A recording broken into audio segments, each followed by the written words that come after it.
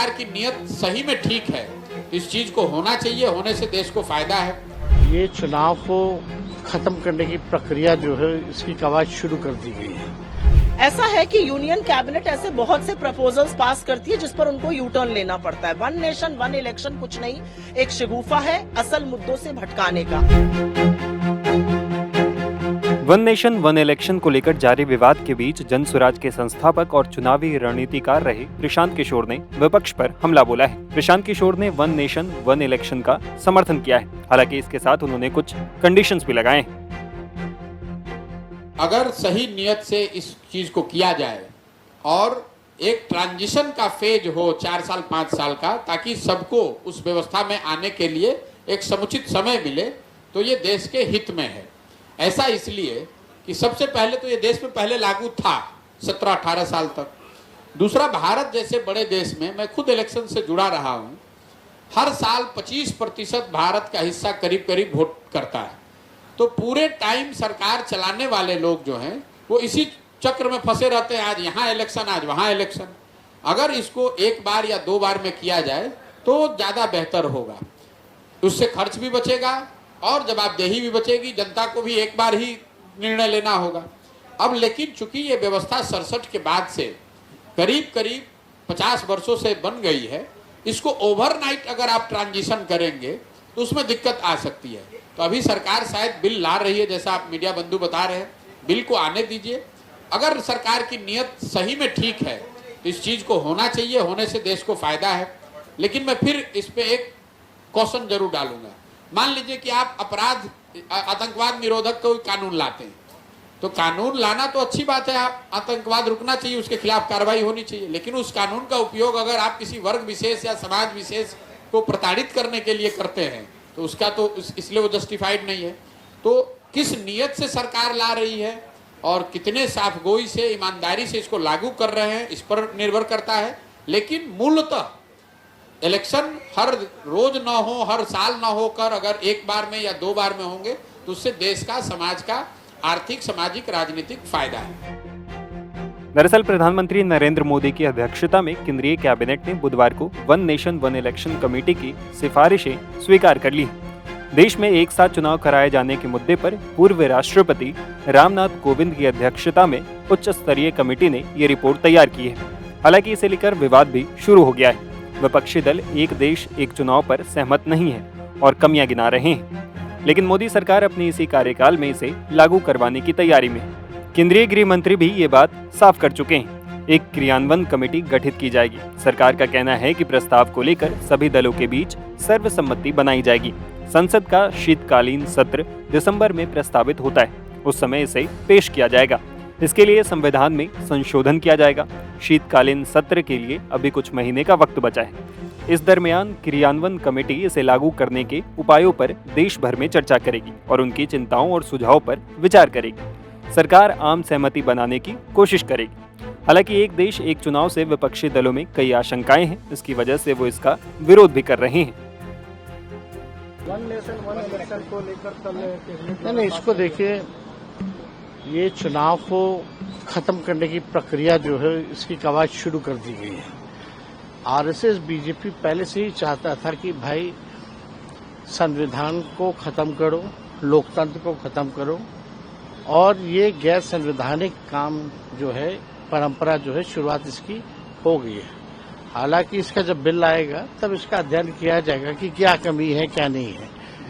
लेकिन अभी ये बात कर रहे हैं one election one nation one election की, बाद में ये बात करेंगे वन इलेक्शन वन पार्टी की, फिर उसके बाद बात करेंगे one election no election one leader की।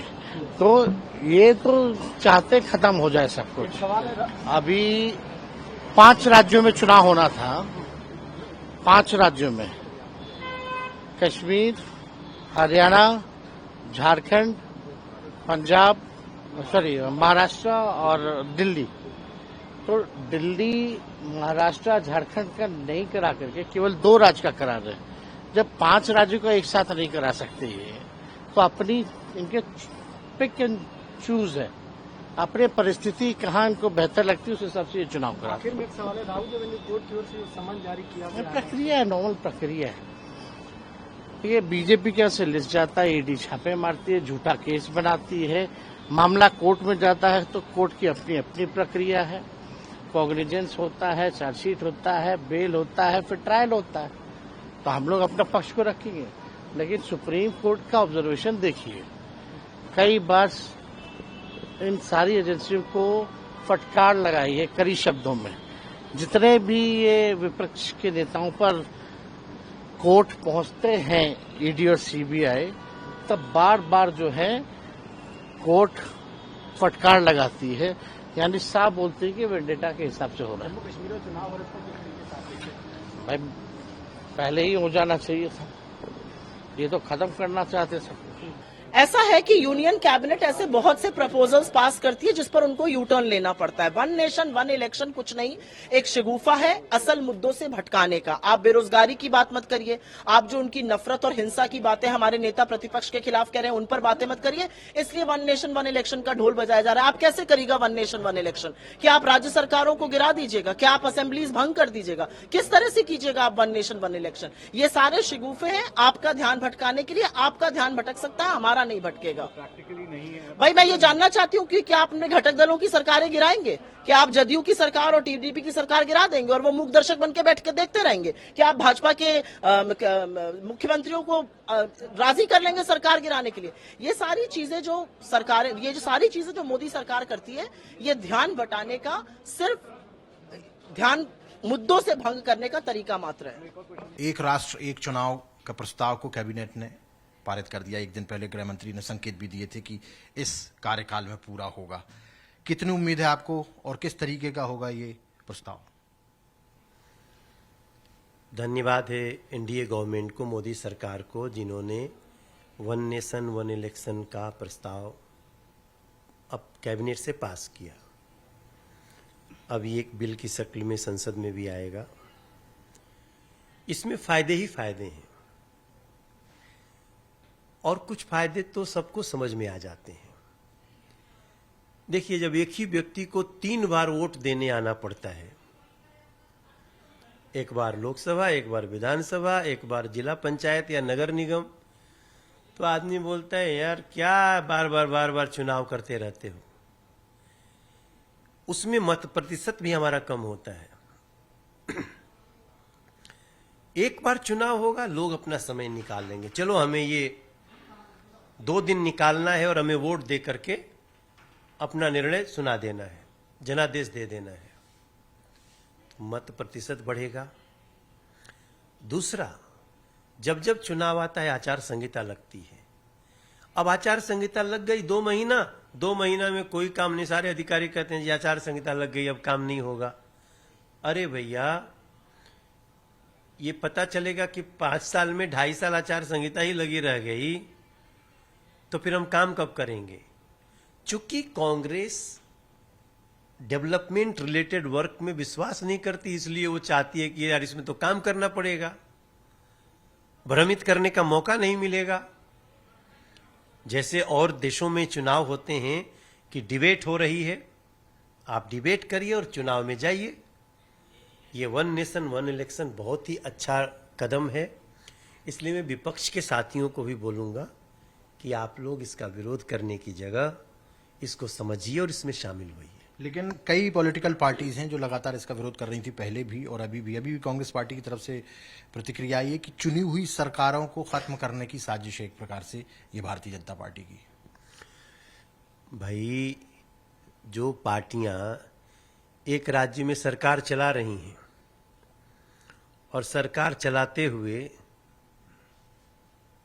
2000 रुपया भी किसी को नहीं दे रही है, दूसरे राज्य में कहेंगे कि हम 8000 रुपया महीना देंगे, तो वन नेशन वन इलेक्शन में फंस जाएंगे ना। क्योंकि एक बार सब कुछ बोलना पड़ेगा। अब एक बार नहीं बोलोगे तो मान लो तेलंगाना में कुछ बोल रहे हो, कर्नाटक में कुछ बोल रहे हो, बिहार में कुछ बोल रहे हो, तो पब्लिक थूरेगी मतलब वोट से थूरेगी। ऐसे में वो कभी नहीं वन नेशन वन इलेक्शन का प्रचार करेंगे। बीजेपी है जो एक स्टेट में बात करती है, पूरे देश में वही बात करती है। हमें छल नहीं करना है, हमें हल करना है। नरेंद्र मोदी की सरकार हल करने के लिए आगे बढ़ रही है। विपक्ष के लोग छल करने के लिए आगे बढ़ना चाहते हैं।